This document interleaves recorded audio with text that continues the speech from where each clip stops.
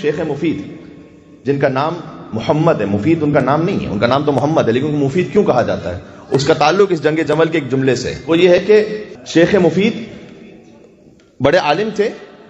اپنی جوانی کے زمانے میں وہ جاتے تھے بغداد میں کچھ علماء اہل سنت کے درس میں بھی بیٹھنے کے لیے، ایک طریقہ کار مخلوط ہی ہوتا تھا تقریباً اس زمانے میں، تو وہ جاتے تھے۔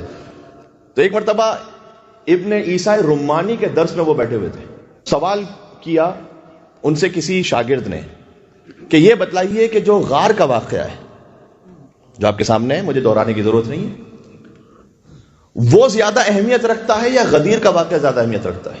شیخ مفید جو اس وقت مفید نہیں تھے، ان کا نام محمد ہے، وہ اس محفل میں بیٹھے ہوئے ہیں۔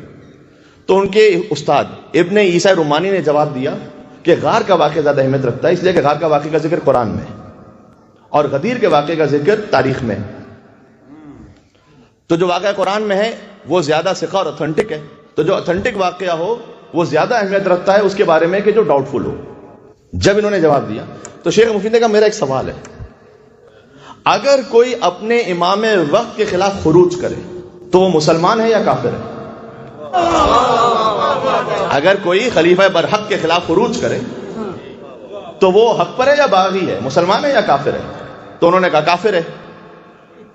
تو کہا اگر علی ابن ابی طالب کے خلاف خروج کرنے والے جو ان کے مقابلے میں میدان پر آئے وہ مسلمان تھے یا کافر تھے؟ تو انہوں نے جواب دیا کہ نہیں، انہوں نے خروج تو کیا تھا لیکن بعد میں توبہ کر لی تھی، تو بعد میں چونکہ توبہ کر لی تھی لہٰذا وہ دائرہ اسلام سے خارج نہیں ہوئے۔ تو شیخ مفید نے اس وقت جواب دیا تھا کہ ان کا خروج کرنا یہ اتھینٹک ہے، تاریخ میں ہے، واضح ہے، کوئی شک نہیں، توبہ کرنا ڈاؤٹ فل ہے۔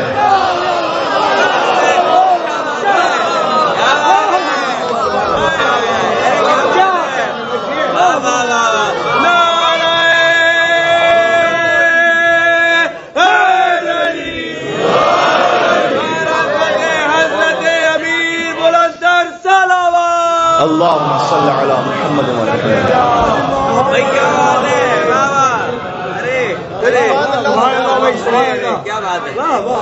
کہ ان کا خروج کرنا حتمی ہے، توبہ کرنا مشکوک ہے۔ تو جو حتمی ہے اسے فوقیت حاصل ہے، اسے جو مشکوک ہے۔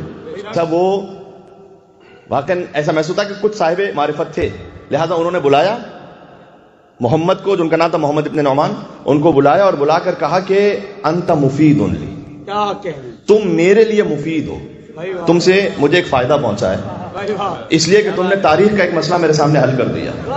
اور اس وقت سے شیخ کا نام شیخ مفید ہوا۔ ویسے تو ایک اور سوال بھی اب میں کیا کروں تاریخ میں کیا گیا تھا بنت عفیہ عبدیہ کی طرف سے ان خاتون کو کہ جو آئی تھی امیر المومنین کے مقابلے میں لڑنے کے لیے، اور ان سے پوچھا تھا کہ اگر کوئی ماں اپنے بچے کو مار دے تو اس کے بارے میں کیا حکم ہے؟ تو نے کہا کہ اگر کوئی ماں خود اپنے بچوں کو قتل کر دے تو وہ جہنم میں جائے گی۔ تب اس نے پوچھا اگر کوئی ماں اپنے 10,000 بچوں کو مار دے؟